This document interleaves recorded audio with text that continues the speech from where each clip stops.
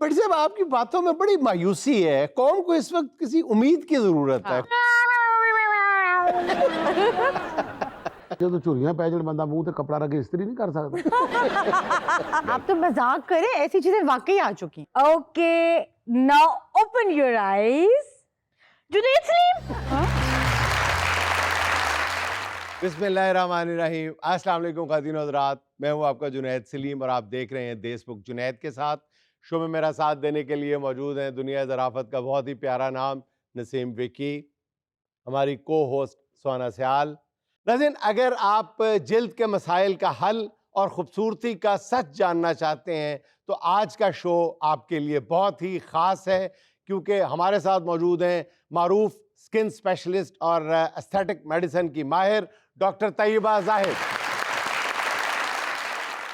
लेकिन नाज़रीन, पहले आपको लिए चलते हैं अपने बहुत ही प्यारे दोस्त इरशाद भट्टी साहब की तरफ। अच्छा भट्ट से पहले तो ये बताएं कि आप शो में इतना लेट क्यों तशरीफ लाए? मैडम शेख सबसे पहले मैडम शेख नहीं, मैं जुनैद सलीम हूँ। मेरे लिए आप मैडम शेख ही हैं। मैं जब इधर आ रहा था तो आते हुए देखिए, इंसान की ज़िंदगी में बड़ी मुश्किलात आती हैं जिसका उसे मुकाबला करना होता है। मैं जब आपके स्टूडियो आ रहा था तो मेरा पेट्रोल मोटरसाइकिल का ख़त्म हो गया था। उसके आपके बाद पास अभी तक मोटरसाइकिल है? मैडम शेख, मैं डाउन टू मैं अर्थ मैडम आदमी हूँ। शेख नहीं हूँ। मेरे लिए आप सब मैडम शेख हैं, ये भी अल्लाह मैडम शेख अकबर। हैं, बल्कि मेरे लिए ये सारी दुनिया मैडम शेख है। या अल्लाह। मैं जब आ रहा था आपके ऑफिस तो मेरे मोटरसाइकिल का पेट्रोल ख़त्म हो गया। मैंने अपने मोटरसाइकिल को बड़े आराम से लिटाया और उस मोटरसाइकिल ने मजाल है कोई मजामत की हो, कोई ऐसी बात की हो, कोई एहतजाज किया हो। और मैडम शेख मोटरसाइकिल मेरा इतना माँ बदतमीज था, मुझे कहता है कि भट्टी साहब मैं तो लेट गया, तुसी भी इत्थे ही लेट जाओ। मैंने ये जुमला सुनना ही था कि मेरे पैरों तले ज़मीन निकल गई। मैं हैरान और परेशान कि मेरा मोटरसाइकिल इस तरह की बदतमीजी वाली बात कर कैसे सकता। मेरी मोटरसाइकिल ने मेरे साथ बदतमीजी से बात की, चूँकि मेरी ज़ाती मोटरसाइकिल अपने सगे मालिक के साथ उसने बदतमीजी की। लेकिन आप दूसरी तरफ ये देखें कि कभी आपने देखा है कि मर्सिडीज के मालिक के ड्राइवर के साथ तक जो है वो उसकी मर्सिडीज ने बदतमीजी से बात की हो, उससे ऊंची आवाज में बात की हो। मैंने भी नहीं देखा। ये गरीब और अमीर का ये माशरती तजाद देख के मेरे अंदर भड़म भड़ास पैदा हो चुकी है। बड़म बड़ास क्या होता है? बड़म भड़ास मैडम शेख ये मजबूरी होती है सहाफती अल्फाज की। ये अगर आप बोलते हैं तो आपके अल्फाज जरा बबांगे दौल और ताकतवर लगते हैं और सामने वाला कहता है बंदा बड़ा पढ़ा लिखा है। और ये बात मुझे मेरे उस्ताद मोहतरम हसन निसार साहब ने सिखाई थी कि जिथे गल ना बने तो उथे ए पारा जा लफ्ज मुंह वड्डा करके कह देनी चाहिए। अच्छा भट्टी साहब, हम तो ये देखते थे ये जो आपकी बड़म बड़ास है ये सियासत में मोरूसियत पे होती थी, अब ये मर्सिडीज और मोटरसाइकिल पे आ गई है। मैडम शेख, सबसे पहली बात तो ये जो आपने मुझ पे इल्ज़ाम लगाया है सरासर बेबुनियाद है। मैं सिर्फ सियासी मोरूसियत के खिलाफ ही नहीं बल्कि मैं कारोबारी मोरूसियत के खिलाफ भी हूँ। मैं इसके अलावा शोबिस की मोरूसियत के भी खिलाफ हूँ। क्या मतलब? आप मिसाल ले लें कि अमिताभ का जो बच्चा है हाँ। अभिषेक, वो अपने बाप की गद्दी संभाल के क्यों बैठा है? वो कब संभाल के बैठा है? वो तो बेचारा फ्लॉप हो गया। चलें, अगर वो मैडम शेख फ्लॉप भी है लेकिन किस्मत का धनी है, उसके हिस्से में ऐश्वर्या तो आ गई ना। और ऐश्वर्या आपको पता है क्या कंचा पीस है। मेरे तज्जिए और ऐश्वर्या की उम्र जैसे जैसे मैडम शेख बढ़ती जा रही है हुस्न आता जा रहा है। अच्छा भट्टी साहब, मान लिया कि आप शोबिस की मोरूसियत के भी खिलाफ हैं, लेकिन ये कारोबारी मोरूसियत की बात समझ में नहीं आती। हाँ, एक अरबपति खरबपति बंदा जो है वो अपनी जो मरने से पहले सारी जायदाद है वो अपने बच्चों के नाम ही करेगा ना, आपके नाम तो नहीं करके जाएगा। वैसे मैडम शेख तजवीज आपकी अच्छी है। असल में उन कारोबारी शख्सियात के पास मेरा आईडी कार्ड नंबर नहीं होता ना, वरना वो मेरे नाम करके मर जाते। जहाँ तक बात आपने की तो आपको अगर याद हो, अभी रिसेंटली बरतानिया में एक बहुत अमीर कबीर खातून मरी है, लेकिन बाद में उगदा खुला है कि मरने से पहले अपनी सारी जायदाद अपनी बिल्ली के नाम कर गई थी। जब से उस खातून ने उस बिल्ली के नाम अपनी सारी जायदाद लगाई है, उस बिल्ली की म्याऊं भी बदल गई है। कैसे?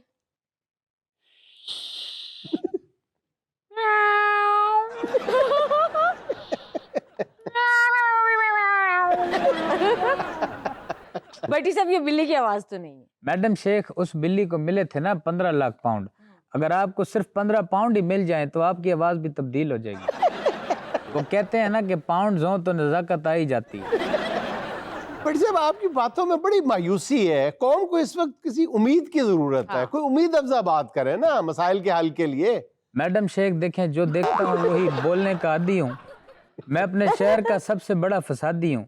मैं कैसे मायूसी ना देखूं, मैं कैसे बुरे हालात ना देखूं। आप तारीख उठा के देखें, पिछले 30 साल से 2-4 खानदान इस मौरूसियत में जो है वो जकड़ा हुआ है सियासत को, वो छोड़ नहीं रहे। ना ही वो सियासत की जान छोड़ रहे हैं और ना ही सियासत उनकी जान छोड़ रही है। मौरूसियत उरूज पे है।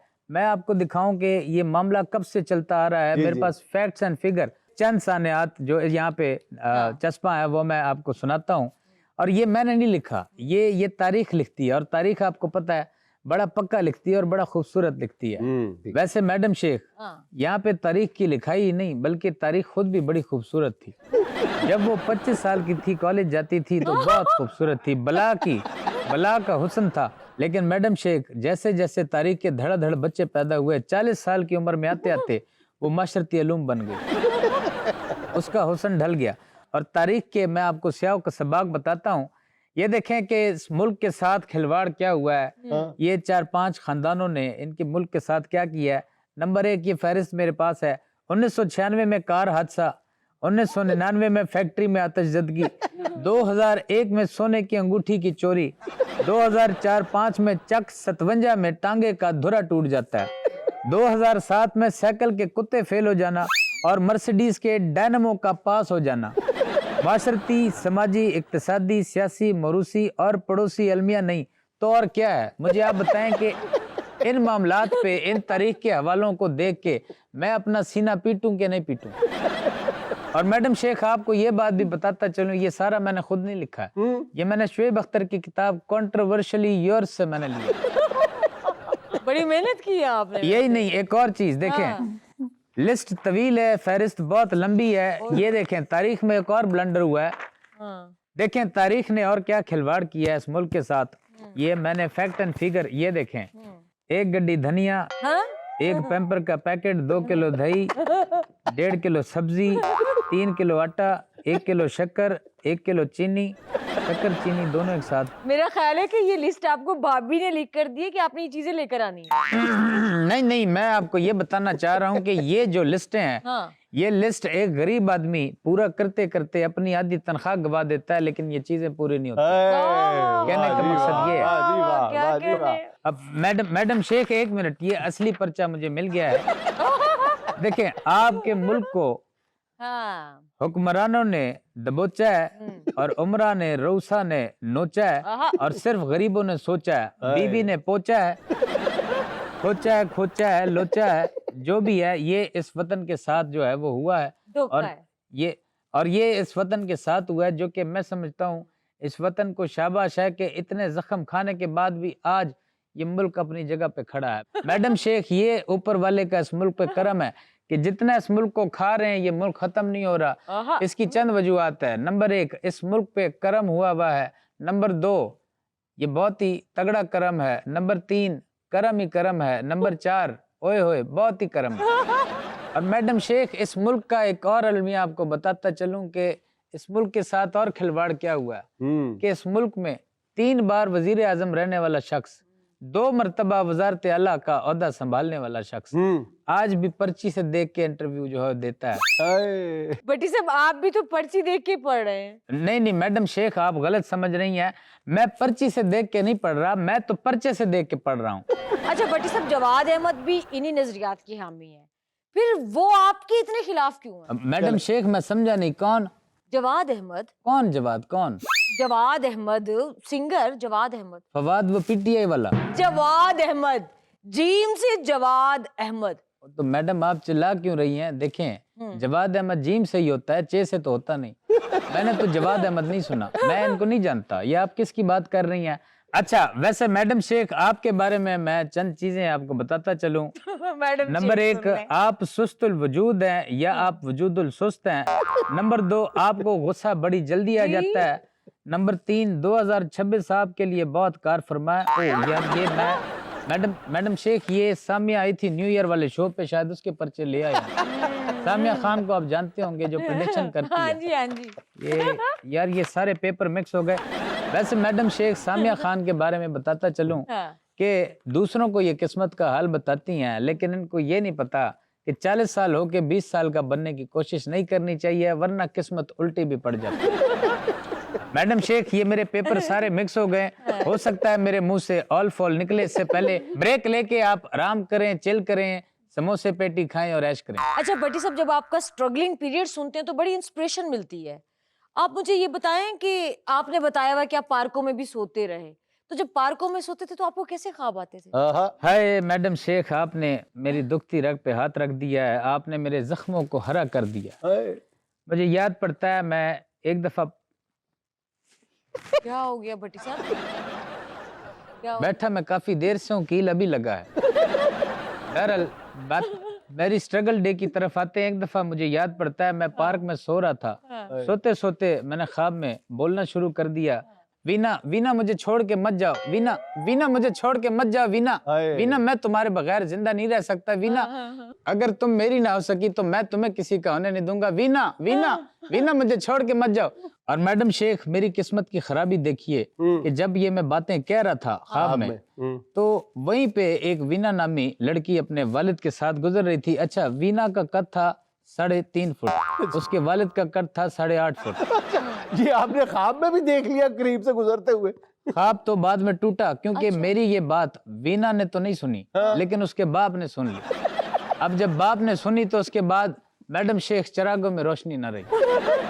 उसके बाद चिराग लड़खड़ाए, फड़फड़ाए, धड़धड़ाए, दड़दड़ाए, लेकिन बशूमी किस्मत उसके बाप ने चिराग को चारों तरफ से घेर लिया और ऐसा दम घुटने वाला जफ्फा डाला कि आज तक चिराग नहीं जला। नाज़रीन, मुझे यहाँ लेनी है एक छोटी सी कमर्शियल ब्रेक, हमारे साथ रहिए।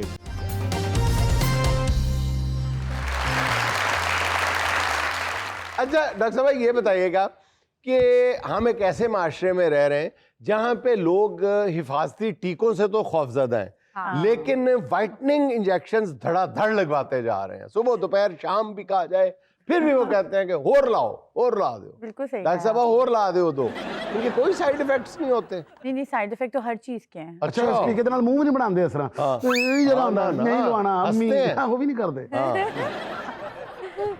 हाँ जी, साइड इफेक्ट्स तो ऑब्वियसली होते हैं, और बल्कि हम LFTs RFTs एडवाइस करते हैं, अगर ये ठीक होंगे तो लगेंगे इंजेक्शन, वरना नहीं लगेगा। अच्छा, इतना इन लोगों को शौक होता है इंजेक्शन लगवाने का, कहते हैं कोई बात नहीं, कोई बात नहीं, हमने कराए थे 6 महीने पहले, लगा दो, बस किसी ने लगा दो। कहते नहीं, आप पहले टेस्ट करा कर आए, उसके बाद इंजेक्शन लगेंगे। ये किडनीज पे इफेक्ट करते हैं बिल्कुल, ना? जिसकी कमजोर किडनीज हो, अगर किसी की ऑलरेडी कोई डिसफंक्शन चल रहा है, यानी कि स्टोन्स हैं, कैलकुलाए हैं, या और कोई इशू है किडनी का, तो फिर तो नहीं लगाने चाहिए, क्योंकि ये लोड डालता है किडनी पे और लिवर पे, इसने काम कराने हैं उनसे ज्यादा। अब वो बेचारे पहले परफेक्ट नहीं है, तो इनके लिए क्या ही काम करेंगे वो। तो डॉक्टर साहब, ये बताइएगा कि ये जो दूसरा, एक तो चिट्टे होने का अलमिया है ना हमारा, कि अल्लाह माफ करे, पता नहीं अगर चिट्टे ना हुए तो क्या क़यामत बर्पा हो जाएगी। दूसरा, हम बूढ़े होने से खौफजदा है या जवान नजर आने का शौक है हमें।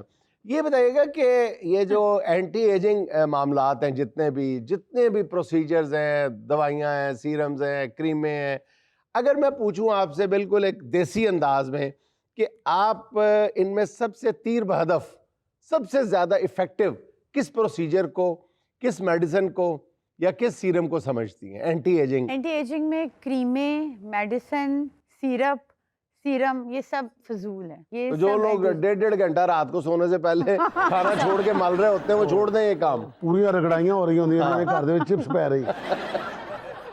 नहीं, वो लोग करते रहे, क्योंकि कुछ ना होने से तो चले कुछ बेहतर है। अपनी एक लोगों ने night care routine, day care, morning routines बनाई। अच्छा, आपके ख्याल से ये जो रात को बैठ के हम इतनी चीजें लगाते हैं, ये सेल्फ सेटिस्फेक्शन है और कुछ नहीं है?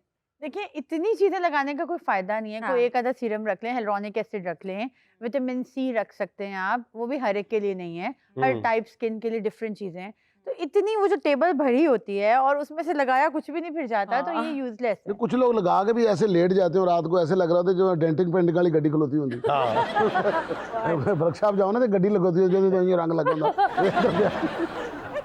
अच्छा डॉक्टर साहब, ये आजकल बड़ा थ्रेड्स के बारे में बड़ा सुन रहे हैं हम, ये कोई नया प्रोसीजर है या पुराना है फेस लिफ्टिंग के लिए, और इसके क्या इफेक्ट हैं? बेसिकली ये एंटी एजिंग ट्रीटमेंट है, जिसमें हम फेस की एज को रिवर्स कर देते हैं धागों से। धागे डाल के खींच देते हैं। धागे डाल के खींच देते हैं और खींचे रखते हैं फिर वो जो थ्रेड्स है ना, इनका ये फायदा है कि ये खाली अंदर स्किन के बस खिंचाव का काम नहीं दे रहे, ये कोलेजन प्रोडक्शन भी करा रहे हैं। ये बड़े अच्छे नहीं, threads मैं हैं। दोबारा समझना चाह रहा हूँ हाँ, कि समझे। धागों से खींच देते हैं हाँ। तो धागे यानी चेहरे का हिस्सा बन जाते हैं, Yes. डिसॉल्व हो जाते हैं। डिसॉल्व हो जैसे जाते टांके हैं। लगाते हैं तो टांके डिसॉल्व हो जाते हैं। एग्जैक्टली, बिल्कुल अच्छा, सही कुछ बोल रहे अरसे हैं। के बाद वो जो धागे हैं वो डिसॉल्व हो जाते हैं तो स्किन दोबारा हाँ, ढलक जाती बिल्कुल। अच्छा है। देखिए, जब कुछ अरसे बाद ये वाले पेशेंट आते हैं ना, रिपीट होते हैं, 1 से 2 साल बाद ही रिपीट होते हैं पेशेंट, तो इनकी हालत पहली दफा से ज्यादा बेहतर होती है। अच्छा इसकी वजह ये है क्योंकि वो जो थ्रेड्स आपकी स्किन के अंडर रहे हैं वो कोलेजन भी बनाते रहे हैं, सही तो आपकी एजिंग को रिवर्स करते ही रहे हैं वो। अच्छा, जब एज छोटी लगने लग जाती है बंदे की, जी तो फिर नादरा वाले शनाख्ती कार्ड में रिलैक्सेशन देते हैं। ऐसा कुछ नहीं है। वो अच्छा नहीं डॉक्टर साहब, मैं दोबारा ये पूछ रहा हूँ आपसे कि ये तो सिर्फ ढलकी हुई स्किन को उठाने के काम आता हाँ, होगा जी, ना, जी। यानी अगर आपकी डबल चेन है हाँ। तो आप उठा लें। इसके अलावा और कहाँ काम आ सकता है? चेहरे की झुर्रियां कैसे कम कर सकते हैं आप थ्रेडिंग से? देखिए, बिल्कुल। जो थ्रेड्स है ना, इनके साथ हम लटकी हुई स्किन को उठा देते हैं, स्पेशली है। जब हमारी एजिंग ज्यादा होती है तो आप नोट करें जॉवल्स बन जाते हैं। हम्म, सबसे ज्यादा मेन कंसर्न ये नेजोलेबियल्स का, जिसे आप कहते हैं लॉफ लाइंस, हम्म, नेजोलेबियल और जॉवल्स का है। तो जब आप ग्रेविटी के इफेक्ट की वजह से फेस की स्किन नीचे आना शुरू होती है Obviously. तो यहाँ पर स्किन सारी हैंगिंग सी आ हाँ। जाती है, हाँ, सैगी हो जाती थ्रेड है। सेगी हो जाती है। थ्रेड्स ने इन सबको लिफ्ट करना है, ठीक है। ठीक है, तो इन सबको लिफ्ट कर। आप जिसकी बात कर रहे हैं, झुर्रियों की बात कर हाँ, रहे हैं आप? झुर्रियां चेहरे पे ऊपर है। हाँ, उसके लिए हम बुटॉक्स यूज करते हैं। देखिए, कॉम्बिनेशन इसका मतलब थ्रेड जो है वो सिर्फ यहाँ पे ही आएगा, नहीं, थ्रेड हम आईज के पास तक लाते हैं, फोरहेड पे नहीं करते थ्रेड। मत्थे दियां तुड़ियां का कोई इलाज वो नहीं। है ना, बुटॉक्स है ना। अच्छा, ਜਿਹੜੀ आप पाई दी वो भी ठीक हो जाती हैं ने। अच्छा, ये कितनी देर का प्रोसेस है और ये हीलिंग में कितना टाइम लेता है और ये कितना एक्सपेंसिव है? ठीक है, ये जो थ्रेड लिफ्ट का प्रोसीजर है ऑलमोस्ट 15-20 मिनट में हो जाता है, अच्छा, और मैं कर लेती हूँ 15-20 मिनट में। 15-20 मिनट के बाद जेब का हाल क्या होता है? तो इतना एक्सपेंसिव नहीं है। ये कोरियन थ्रेड्स की अलग कॉस्ट है, अमेरिकन की अलग कॉस्ट है। अच्छा, कोरियन तकरीबन मार्केट में 10,000 to 15,000 ओके। ये रेंजेस हैं पर थ्रेड की। हम्म, कुछ लोग 10,000 ले रहे हैं, कुछ स्किल्स का ज़्यादा ले रहे हैं, ठीक है। 15,000 तक ले रहे हैं जो ज़्यादा सीनियर हैं। और जो अमेरिकन थ्रेड्स हैं, इनकी रेंजेस 2 लाख से 4 लाख के दरमियान है। तो ये चेहरे के साइज पे भी डिपेंड करता है कि धागा उतना लगना है। बिल्कुल, आपने मतलब विक्की सही का कहा तो है। लगा नहीं, 2.5-3 number मीटर of धागा लग threads। जाएगा। हाँ जी, मेरे Number तो of धागे लग threads। जाने ने। अच्छा, क्या numbers of number of thread depend on the age and condition of face. यानी कि अगर तो समझ लें जैसे कि 30s में है और इतनी ज़्यादा सेगीनेस नहीं है, तो हम प्रेफर करते हैं कि 2-2 धागे भी बहुत हैं। अगर लेट 40s में है तो उसके accordingly number of threads choose किए जाते हैं। तो धागा उधड़ना तो नहीं शुरू हो जाता कुछ दिन के बाद? स्किन के अंदर चला गया वो। हमें कोई बंदा नाल बैठा है करके धागा खींचे सारा मुंह उधड़ जाए। आजकल स्किन बूस्टर्स के बारे में बड़ा डिस्कस हो रहा है सोशल मीडिया वगैरह पे, तो जरा बताएं वो क्या चीज है?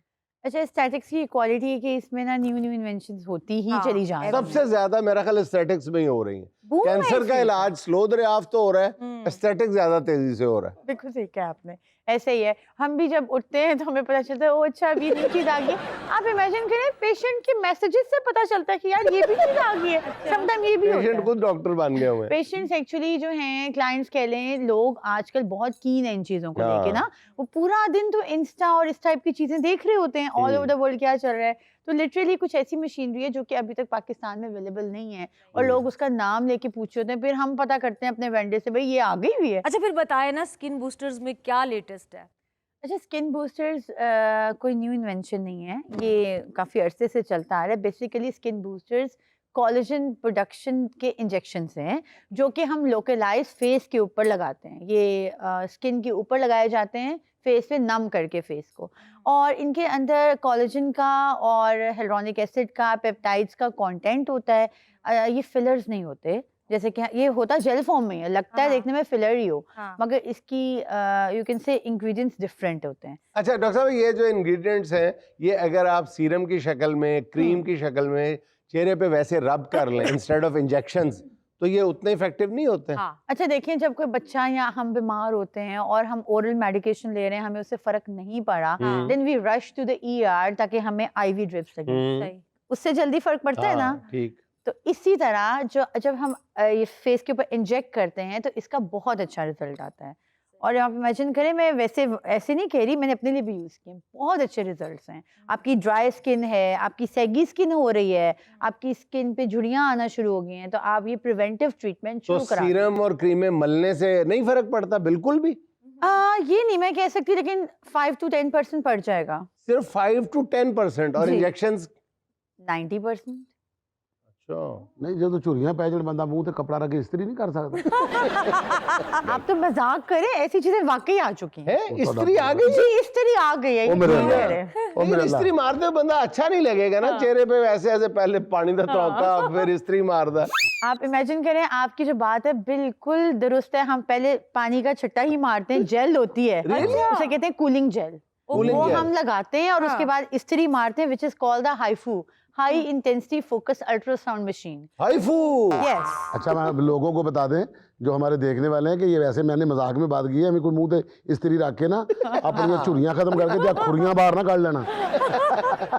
अच्छा, ये हाइफू भी एक तरीका है, Yes। प्रोसीजर है बकायदा? यस बिल्कुल, और ये इसका बड़ा बड़ा फेम है इसका। ओए, हर ओए, ओए। मैं हर से पाकिस्तान की 99% फीमेल्स करा चुकी हैं। अच्छा, अब अच्छा। हाइफू का क्या फायदा है ये भी बता दें आप। नहीं तो हाइफू का ज्यादा बिल जो आता होगा बिजली का ही आता होगा, छेती बंद कर इस्त्री यूनिट डिग पे ही। नहीं हाइफू की शॉर्ट्स होती हैं। अच्छा, जैसे कि हमने मशीन अगर परचेज की है तो उसके अंदर कुछ कार्टिलेज होता है जिसमें शॉर्ट्स होती हैं। हर पेशेंट के लिए वो शॉर्ट्स यूज होती हैं, फिर हमें वो न्यू बाय करनी पड़ती है अच्छा। कार्टिलेज। मैं अपने काफी पेशेंट्स को ये बड़ी अच्छी इन्होंने बात की, ही इज वेरी इंटेलिजेंट। मैं काफी पेशेंट्स को ऐसे बताती हूँ कि हाइफू, वो पूछते हैं ना हाइफू और थ्रेड्स में क्या फर्क है, तो मैं बताती हूँ हाइफू ये समझ लें आपके चेहरे को हमने इस्त्री कर दिया है, तो इस्त्री थोड़ी देर के लिए होती है ना, इसी तरह हाइफू का रिजल्ट भी कुछ मंथ्स के लिए रहता है। जी, तो अब बारी है सुहाना का सवाल मेहमान से 4 ऑप्शंस के साथ। सवाल ये है, कौन सा इंसान ज्यादा खतरनाक होता है?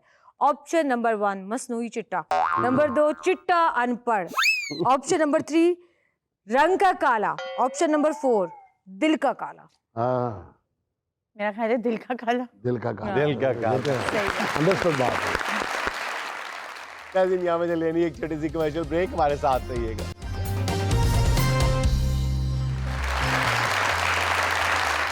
जो सोचता हूँ वही बात होने लगती है, जो सोचता हूँ वही बात होने लगती है, जुड़ा हुआ है जमाना मेरे गुमान के साथ, आहा, दियारे शौक में सूदो ज़या नहीं होता, आहा, वहां जाओ तो जाना जरा ध्यान के साथ। आहा, बहुत अच्छा, बहुत अच्छा। डॉक्टर जावेद इकबाल साहब। इसके साथ ही हम चलते हैं अपने मेहमानों की जानिब। जी, अस्सलाम वालेकुम सर। वालेकुम सलाम। सर मैं आपकी बहुत बड़ी फ़ैन हूँ। मैं आपको एक पोइट्री सुनाना चाहूँगी। Please please. तुम्हारे बाद परिंदों ने गांव छोड़ दिया, तुम्हारे बाद दरख्तों पे घोंसले ना रहे। आहा। तुम्हारे बाद परिंदों ने गांव छोड़ दिया, तुम्हारे बाद दरख्तों पे घोंसले ना रहे। तू आखिरी है बस्ती में जिसने इश्क किया, वाह। तेरे बाद लोगों में हौसले ना रहे। वाह क्या बात है। क्या कह रहे हैं, बहुत क्या अच्छे। कह रहे हैं, बहुत अच्छे, बहुत अच्छे। बहुत अच्छे। जी, अस्सलाम वालेकुम। वालेकुम मेरा अस्सलाम। नाम इकरा है और मैं सिंगिंग करना चाहती हूँ। हाँ, जी। भी जरूरी था, बहुत अच्छा। बताओ याद है तुमको वो जब दिल को चुराया था, चुराई चीज को तुमने खुदा का घर बनाया था। वाह वाह, बहुत अच्छे। बहुत अच्छे, वेरी गुड। जी, तो अब बारी है सुहाना का सवाल मेहमानों से। गौर से सुनिएगा, बहुत आसान सवाल है, जवाब देने की कोशिश कीजिएगा। वो कौन सी 2 अमेरिका की रियासतें हैं जिनके नामों के पहले 3 हरूफ काट दिए जाए तो एक रिश्ता बन जाता है? रिश्ता बड़ा खतरनाक है और हर बंदा चाहता है मेरी रिश्ता दुनिया में एक दफा बनाऊं जरूर। मैम एक तो नाम है टेक्सास। एक और सांस लगा लें, एक ही सांस मान नहीं है, 2 सांसें। और एक ही सांस में। टेक्सास है, एक कैंसास है। कैरिसास। कैंसास। दुरुस्त जवाब। सांस। वाह वाह वाह, कैसे उन्होंने सांस पे ऐसे जवाब दिया। बहुत अच्छे। टेक्सास एंड कैंसास, तो एंड पे बचती है सांस। सांस। दोनों के एंड पे 3-3 अल्फाज पहले काट दे तो सांस। ये कोई फर्मा बरदार दामाद ही बता सकता है। अल्हम्दुलिल्लाह सर। माशाअल्लाह। आपके अकीदत का इजहार बता रहा है कि आप कितने थले लगे हुए हैं। सर इस पे खुशी की बात है, अल्हम्दुलिल्लाह मतलब कि हर मर्द को, कामयाब मर्द को सर रनमुरी नहीं होना चाहिए। बिल्कुल, ये जुमले बहुत हम सब ने अच्छी इतने सुने, इतने याद किए हुए कि आप 2 बोलेंगे ना, विक्की 200 सुना देगा। ਉਹਨੇ ਇੱਥੇ ਕੋਈ ਸਿਆਲਕੋਟ ਦਾ ਬੰਦਾ ਆ ਜਾਏ ਨਾ ਤੇ ਤੁਸੀਂ ਕੌਮੀ ਤਰਾਨੇ ਨੂੰ ਖੜੇ ਹੋ ਜਾਣਾ। जी अस्सलाम वालेकुम, मेरा नाम मुकद्दस अली मुकद्दस है। मैं पोइट्री प्रोवाइड करता हूँ। मैंने शायरी की 2 किताबें लिखी हुई हैं। करता हूँ। पोएट्री प्रोवाइड करता हूँ। आपने फूड पढ़ा? पोइट्री करता हूँ, पोइट्री करता हूँ। पोइट्री करते पोएट्री हो? प्रोवाइड करते हैं, मैं कहा वो सही कह रहे, पोएट्री का फूड पढ़ना कौन सा? पोइट्री तो सारे ही करते हैं। ये प्रोवाइड करते हैं, लिखता कोई और है, ये सिर्फ प्रोवाइड करते हैं। तो पोएट्री जी प्रोवाइड करें हमें भी थोड़ी सी जो पोएट्री। जो कोई मौजू की फरमाइश करता है उसे उस मौजू की पोइट्री प्रोवाइड करता प्रोवाइड कर देते हैं, हमें भी थोड़ी सी प्रोवाइड करें। हूँ। मैं शायरी करता हूँ, तो मैंने शायरी की 2 किताबें लिखी हुई हैं। आपको ये गजल सुनाना चाहूंगा आपकी इजाजत से। इरशाद। मेरे साथ तेरी याद और परछाई होती है, वाह वाह। जाने क्यों महसूस फिर भी तन्हाई होती है। वाह लग जाती हैं उसे भी बद्दुआएं किसी की, जिसने मोहब्बत किसी की ठुकराई होती है। वाह वाह वाह वाह वाह। रहता है भरा जिसका दिल खुशियों के साथ, हाँ। इश्क करके देख लो मुकम्मल सफाई होती है। वाह वाह वाह वाह। वाह वाह तलबे सुकून पे मर गए मोहब्बत में शहनशाह, वाह वाह। सुकून खरीद ना सके इतनी महंगाई होती है, ओए ओए ओए, वाह जी वाह कि मौत भी उस जैसी है आए ना मुकद्दस, वाह उल्फत के इम्तिहान में इतनी रुसवाई होती है। वाह वाह वाह, क्या बात, क्या बात, क्या बात। जी अस्सलाम वालेकुम सर, मेरा नाम इरफान गादिर है हमें याद है। और सर हम आपके बहुत बड़े फ़ैन हैं। आपका माशाल्लाह ये जो तजज़िया होता है हालात हाज़रा के ऊपर भी और बहुत सारी माशरती मसाइल पर, वो बड़ा ही खूबसूरत होता है। सर मेरा सवाल आपसे ये है कि एक शो के अंदर मैंने देखा था कि आप बात कर रहे थे रिश्तों की मजबूती के लिए, लेकिन ये नहीं बताया कि रिश्ते निभाने के लिए इंसान को क्या करना चाहिए। कुर्बानी। बड़ा वैसे कुर्बानी, ये कह रही है कुर्बानी। अच्छा, बिल्कुल दुरुस्त जवाब है कि कुर्बानी ही चाहिए। कुर्बानी की क्या शक्ल होती है? रिश्ते मजबूत करने के लिए कुर्बानी, सबसे बड़ी कुर्बानी पता है क्या देनी पड़ती है? अगर आप वो कुर्बानी दे देना तो रिश्ते खुद ब खुद ऐसी रस्सी से बंध जाते हैं कि फिर जो मर्जी हो जाए वो टूटने का नाम नहीं लेते। और वो ये है कि तवक्कुआत लगाना छोड़ दें। आहा। यही कुर्बानी है। सबसे बड़ी कुर्बानी ये है कि जब आप रिश्ता कायम करते हैं, या अल्लाह की तरफ से वो रिश्ते बने होते हैं, जैसे आपके खूनी रिश्ते हैं अल्लाह की तरफ से बने होते हैं, उनमें आप कोई भी तवक्को ना रखें। ये तवक्को जो है ना, ये गंदे पानी की छींटें होती हैं। बिल्कुल मैं आपको सोच समझ के कह रहा हूँ, गंदे पानी की छींटें होती हैं। ये रिश्तों को आलूदा करती हैं, ख़राब करती हैं।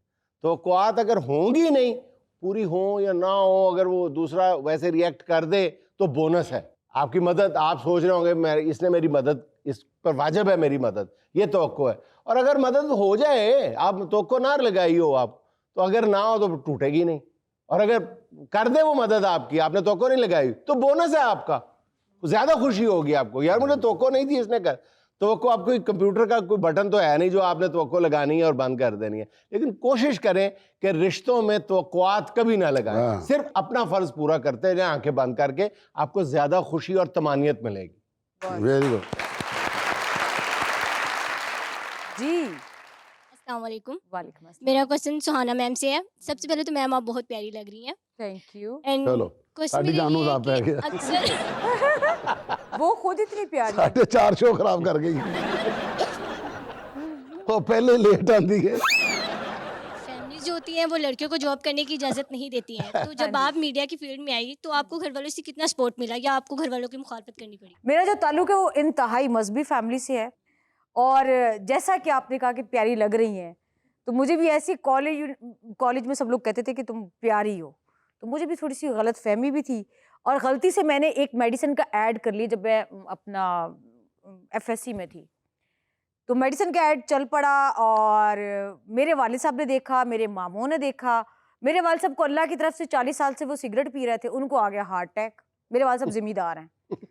अब उन्होंने दिल पे कहीं देख लिया और साथ ही उनको वैसे ही 1-2 दिन में हार्ट अटैक आना था, अल्लाह की तरफ से आ गया। यार कितनी बात है। उन्होंने तो भाई कह दिया कि तेरी वजह तो है। हाँ मैंने तो हार्ट अटैक आ गया दी वजह तो बेसिकली मेडिसिन का जो मैंने एक ऐड किया था वो भी अपना मेरे भाई के दोस्त की ही कंपनी थी और वो मैंने कर लिया। तो उन्होंने मुझे कहा कि चल कोई गल नहीं, उन्होंने खैर है।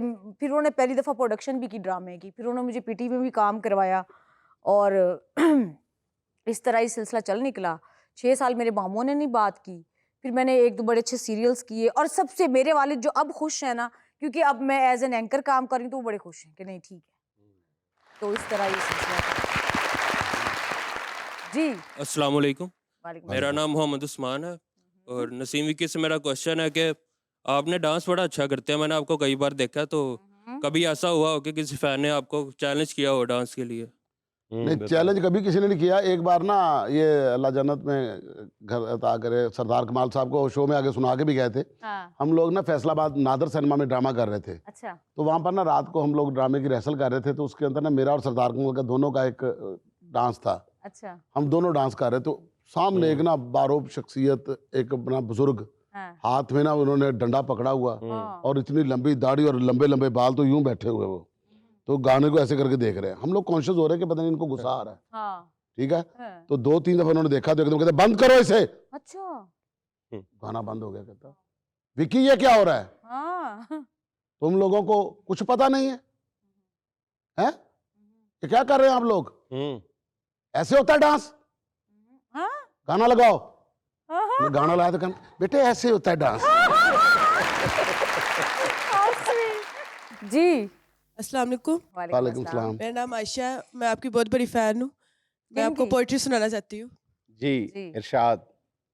आज लफ्जों को मैंने चाय पे बुलाया है, आहा। आज लफ्जों को मैंने चाय पे बुलाया है, साथ भी कुछ बनाया है। बात बन गई तो गजल भी हो सकती है। वाह जी वाह। बात बन गई तो गजल भी हो सकती वाह है। जी वाह, वेरी बहुत नाइस जी। तो अब बारी है गेम सेगमेंट की। कौन कौन हिस्सा लेगा? चलें आप आ दोनों जाइए। आ जाएं जी, आप आ जाएं। 20 सेकंड का टाइम है। 1 2 3 स्टार्ट।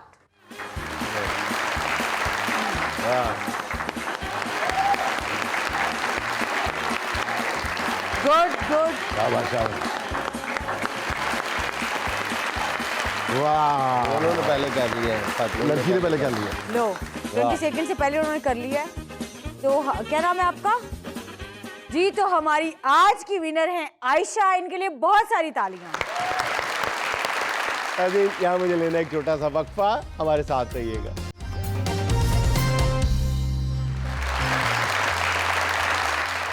नाज़रीन, कहते हैं कि दुनिया के लिए ये ऐब ही काफ़ी है कि उसमें वफा नहीं। वफा और बेवफाई की अमली तस्वीर देखने और दिखाने के लिए आपको लिए चलते हैं अपने स्केटबोर्ड की जानिब। अस्सलाम वालेकुम व्यूअर्स, मैं हूं आपका AKBC चैनल से बिलाल गुरमानी। जी खुरमानी साहब। अरे गुरमानी नहीं, गुरमानी नाम है मेरा। अच्छा अच्छा, बरमानी साहब। ओ बरमानी नहीं सर, गुरमानी। गुरमानी जी मानी साहब। सर खुरमा, ओहो आपने तो क्या नाम है आपका? गुरमानी। गुर आप कहते रहे, मानी मैं कहता रहता हूँ। इतना मुझे करो यार। जी तो व्यूअर्स, आज के इस दौर में जहां लोगों का मोहब्बत से एतबार उठ गया है, तो एक नौजवान ने मिसाल कायम की है अपनी आंखें अपनी महबूब को अतिया करके। तो क्या कहेंगे आप डॉक्टर साहब? मैंने क्या कहना जी, कहना तो उसने जिसने आंखें दी हैं, टीकां दी निकलियां जिन्हें अखां दित्तियां ने। पता तेनू लगना जो मुड़ के सारी जिंदगी ने अन्ने वाट टोट होके फिरना। पता तेनू लगेगा जो कंधा च वजेगा। पता तेनू लगेगा जो लोग कहणगे हट, इन्हू ये नहीं पता लगना किधरों हटना। जो अन्ने वाह किधर रक्षे च वजेगा या चिंगशी च वजेगा। तो बहरहाल मैं इतना जरूर कहूंगा कि इस लाजवाब मोहब्बत में आजकल में इस तरह के नौजवान हैं जो अपनी महबूबा को अपनी आंखें अतिया कर देते हैं। हमारे मोहल्ले में एक अतिया नामी औरत थी, वो तो कभी भी किसी को अपनी कोई चीज़ नहीं देती थी, लेकिन इस बंदे ने अतिया करके अतिया को शर्मिंदा कर दिया है। तो बहरहाल इसकी ये खतिया है जो इसने की है। बहरहाल अपनी महबूबा के लिए आंखें देना ये छोटी बात नहीं है। मुझे जिस चीज़ का क्रेडिट जाता है, जिस चीज़ पे मैं फ़ख्र महसूस करता हूँ कि इस मोहब्बत में, इस लाजवाब मोहब्बत में मेरा हाथ है। मैंने अपने हाथों से इसकी आंखें निकाल के वहाँ आंखें डाली हैं। सर आपने मुझे इमोशनली कर दिए। तू तो हर किसी दी अखां च अखां पा लेनी, मैं तो अखां कट के उसदी अखां च पाईयां ने। डॉक्टर साहब, हाँ जी, नसरीन के लिए मुझे दिल भी देना पड़ता तो मैं इसके पैरों में रख देता। सर इस बात पे मुझे मेरा मुनीर मिठू याद आ गया। उसने भी कोई कम कुर्बानी नहीं थी दी। मुनीर मिठू? असली तो मियां मिठू सुनिया, तेरा मुनीर मिठू क्या किया था मुनीर मिठू ने? सर मेरे घर का पालतू कुत्ता मर गया था। मेरे अब्बू का दिल बहलाने के लिए घर के बाहर 3 दिन बाऊ बाऊ करता रहा था। देखो महबूब वही हुंदा जरा बाऊ करता रहे। सर ना करे तो बंदा करवा देंदा बाऊ। जी जी, क्या कहना चाहते हो बेटा? डॉक्टर साहब, आप ये बताएं मेरी नसरीन को नजर आना शुरू हुआ कि नहीं? वैसे डॉक्टर साहब, आपके हाथ भी मेरी नसरीन जैसे हैं। बेटा नसरीन नहीं है, नसीम है। बड़ा फर्क है इस गल दे विच। और वैसे भी हुणे घंटा पहले ਉਹਦੇ ਪਿਓ ਦਾ ਵੀ ਫੋਨ ਆਇਆ ਸੀ, ਉਹ ਵੀ ਕਹਿ ਰਿਹਾ ਸੀ ਮੇਰੀ ਨਸਰੀਨ कैसी है, महबूब भी कह रहा है मेरी नसरीन कैसी है। असल दसो ਤੁਹਾਡੇ जो है ਦੀ है। डॉक्टर साहब एक बात तो बताएं, जब आप ऑपरेट कर रहे थे आपने इनकी आंखें निकाली तो क्या देखा आपने? देखिए मैंने क्या देखना है जी, इसकी आंखों में हया नहीं थी। मैंने पहले इसकी आंखों में हया डाली है, इसने वो बात सच्ची कर दी। वो जो गाना नहीं था मेरी आंखें हैं आपकी आंखें, ठीक है, इसने अपनी आंखें उसको देके ये साबित कर दिया कि वाकई इसकी आंखें उसकी आंखें हैं। तो डॉक्टर साहब यानी आपने आंखें ट्रांसफर करने से पहले उनमें हया डाली? जी डॉक्टर साहब हाँ जी, ਤੁਸੀਂ ਅੱਖਾਂ 'ਚ ਹਯਾ ਪਾਤੀ। हाँ जी। ਇਹ ਨਾ ਹੋਏ ਉਹਨੂੰ ਨਜ਼ਰ ਆਉਣ ਤੋਂ ਬਾਅਦ ਮੈਨੂੰ ਭਰਾ ਕਹਿਣ ਲੱਗ ਪਵੇ।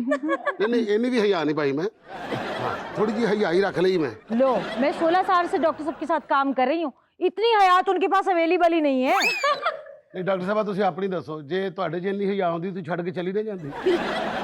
It's my duty. डॉक्टर साहब मेरी नसरीन की आवाज कितनी प्यारी ਉਹ है। ਨਸਰੀਨ ਉਰਾ ਹੀ ਹੋਏ मरे साढ़े अस्पताल ਦੇ अटैक करी जा रहे हैं। डॉक्टर साहब हाँ जी, ये बताइए मेरी नसरीन को मेरी आंखें पूरी तो आ गई थी ना? नहीं थोड़िया थोड़िया बाहर सन, वो फिर मैं रेती फेरी ਉਹਦੇ ਤੇ। आंखें तो डॉक्टर साहब ने फिट कर दी हैं, अब ये है कि पट्टी उतरने के बाद तुम उसकी आंखों में फिट आते हो कि नहीं। नहीं डॉक्टर साहब फिट आएगा क्यों नहीं आएगा, क्योंकि उसने अब इसको इसकी आंखों से देखना है। डॉक्टर साहब आपको नहीं पता, जब लड़की को आंखें मिल जाए या न्यू मोबाइल मिल जाए उसकी दुनिया ही बदल जाती है। हाय अब तो मैं दिन रात जन्नत मिर्जा और अख्तर लावा के व्लॉग्स देखूंगी। ओए, तेरे कंट्रास्ट दा फिट है वो। देखो लड़की, तुम्हारी पहले भी यही शिकायत थी कि तुम बचपन से मोबाइल देखते अंधी हुई हो, अब टिकटॉक भी देखना और नया ट्रांसप्लांट का डोनर भी ढूंढ लेना। मैं तो भाई इस बात से हैरान हूँ कि अब जिस बंदे की इसको आंखें लगी हैं वो अल्लाह जाने की वेखदा रहा। मैं पूरी दुनिया वेखी भी है कि नहीं? मैं पोलर रिकॉर्ड का फैन था जी। अच्छा जी, मैं स्टिंड करा दूं सेम पोलर रिकॉर्ड लगूंगा। अच्छा मोटे एक बात बताओ जी जी, तुम अपनी आंखें डोनेट स्लिम करके कैसा फील कर रहे हो? और डॉक्टर साहब ये कौन सी डॉक्टरी पढ़ा रहे हैं? अपनी डॉक्टरी अपने पास रखें। मजा आया ना आपको? डॉक्टर साहब हाँ जी, ये सामने किसकी आवाज थी? ये जुनेद सलीम साहब की आवाज थी।